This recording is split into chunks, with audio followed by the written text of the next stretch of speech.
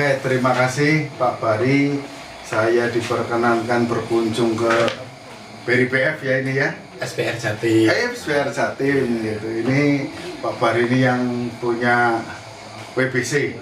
Ya. Wakil Pandan Kontes. Jadi beliau ini penggerak di Hijomania di sekitar Gombong ini Pak ya. Gombong apa Gombong Pak? Wakil Pandan Gombong. Oh, Wakil Pandan Gombong. Jadi beliau ini penggeraknya untuk Hijomania yang di sini, kemudian ternak juga.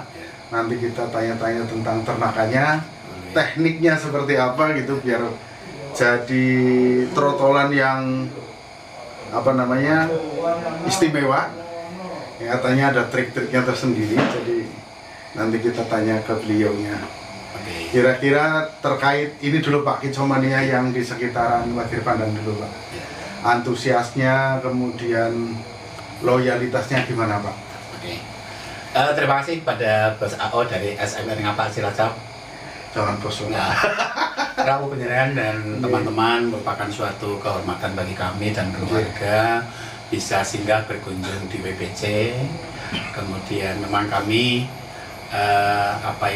dengan komunitas Hijomania yang ada di Wakil Pandan, dengan adanya WBC di sini, mereka antusias sekali. Dan banyak sekali pemula-pemula yang sedang mengembangkan gaconya untuk kepengin mengikuti kontes di mana ada gantangan di sekitar Gombong, Tambak, Banyumas, Kebumen. Mudah-mudahan nanti teman-teman kami bisa bersahabat, bersilaturahim di SMN Napak Cilacap yang terhormat. Kemudian yang kedua, di sini memang kami branding form, kemudian ternak sendiri 13 kandang saya. Kemudian yang pertama saya Pandu namanya, saya beri nama Pandu. Kemudian saya bawa burung dari Malaysia, jantannya. Pada waktu itu ekor panjang bukan Pak? Bukan, ekornya ekor standar. Kemudian saya silang dengan betina dari Medan, juga ekor standar.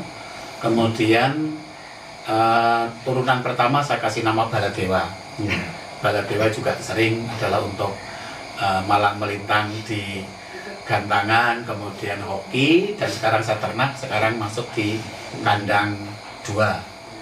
Nah kemudian adiknya Baladewa itu Parikesit.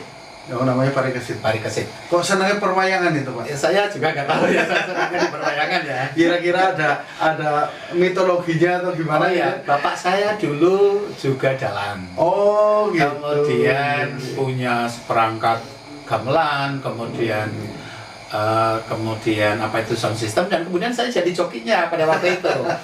Itu. Nah kemudian Parikesit ini saya buat dengan mudah kandang. Mudah kandang, saya pesen ring untuk SPR Jatim, nggak bisa masuk. Kemudian saya pakai ring burung perkutut. Warnanya biru. Pada waktu itu saya ternak perkutut. Nah, ini pialanya ada, yang perkutut ini yang paling tinggi itu adalah juara 4 di Keraton Yogyakarta. Ini dulu, ini yang burung. Berarti beliau pemain perkutut juga. Iya dulu. Nah kemudian itu sebagai memori masuk di kakinya Parikesit, sampai sekarang kami pertahankan warnanya biru. Tapi setelah itu semua hasil ternak saya adalah menggunakan ring SPR Jatim BF 0813268002999. Nomor telepon. Saya kasih kandang 1 ada K1, kandang 2 K2, kandang 3 K3 sampai dengan K13. Itu seperti itu. Nah kemudian kelebihan di Parikesit, jadi mereka itu memang volumenya keras, kemudian untuk merekam daripada masteran itu cepat banget. Cerdas ya, itu ada cililin, kemudian ada labet tembakannya, kemudian ada kenari dan sebagainya, itu bisa cepat masuk.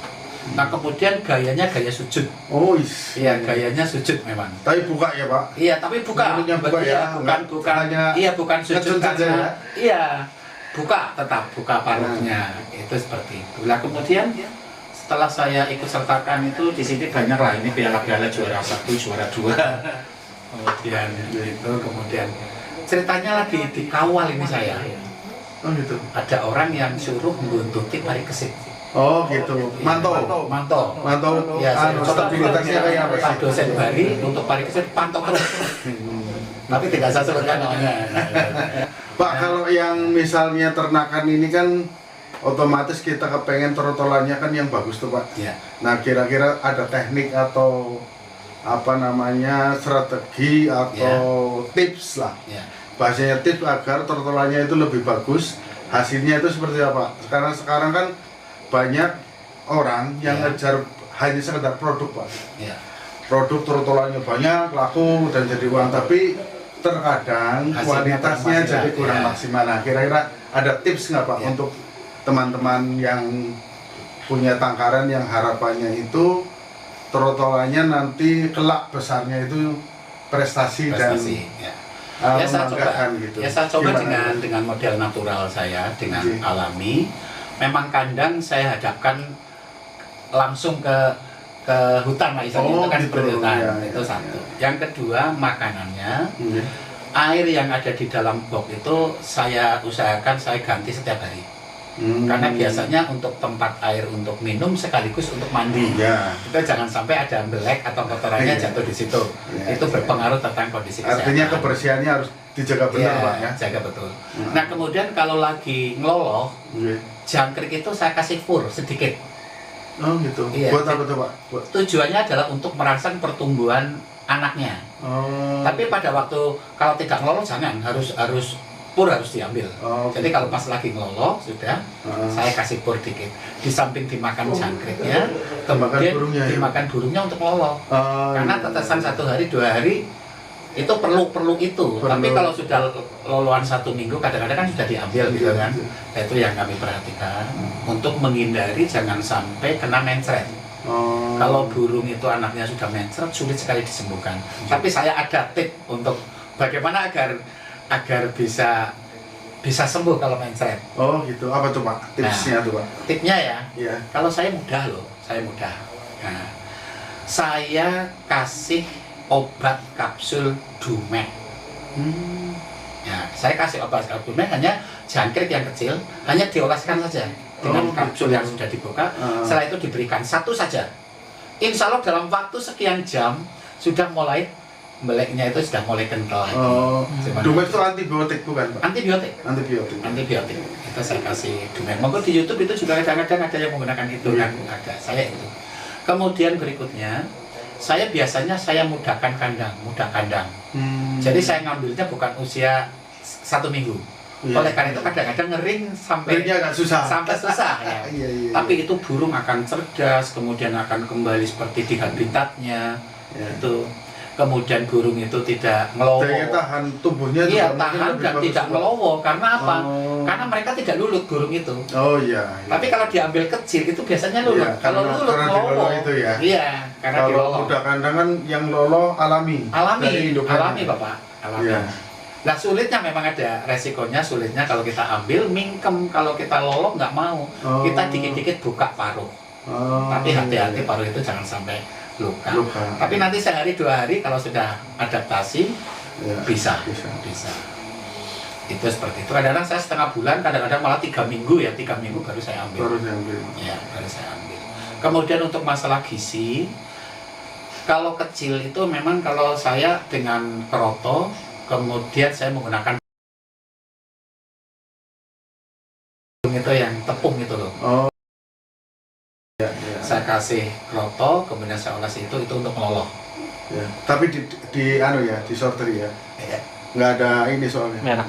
Nggak ada iklannya. Iya. Iya, nanti banyak di edit ya. Ya kalau yang ada nanti tolong kami ke saya.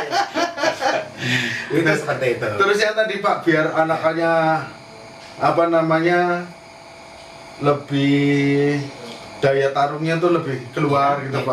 Itu Yang kayak yang sekarang poligami dan lain sebagainya itu gimana tuh Pak? Menurut Ya pertama itu masalah gizi tadi ya. Iya. Jadi makan loloannya itu. Kalau sudah bisa untuk menelan jangkrik, Nggih. sudah mulai saya kasih jangkrik. Hmm. Karena makanan alami burung itu adalah kalau di hutan itu sebenarnya jangkrik, bukan kroto. Tapi kroto itu kan proteinnya tinggi, kemudian mudah untuk memberikan. Iya. Tapi kalau seandainya itu udah kelas petarung, kalau saya nggak pernah saya kasih kroto, jangkrik dan ulat. Nah, Jadi kalau ulat ada yang mengatakan bahwa itu merontokkan bulu, itu Ulat apa nih Pak? Ulat tongkong. Oh, ulat tongkong. Tapi jangan terlalu banyak. Kalau satu hari, misalnya dalam taraf itu misalnya sedang dokor, ya pagi dan sore saja. Yang full itu jangkrik. Nah itu seperti itu. Nah, kalau yang itu, yang poligami itu yang jantannya satu kemudian betinanya banyak tuh, nah, ini tips baru ini katanya. Saya mempelajari dengan teori Mendel dari biologi.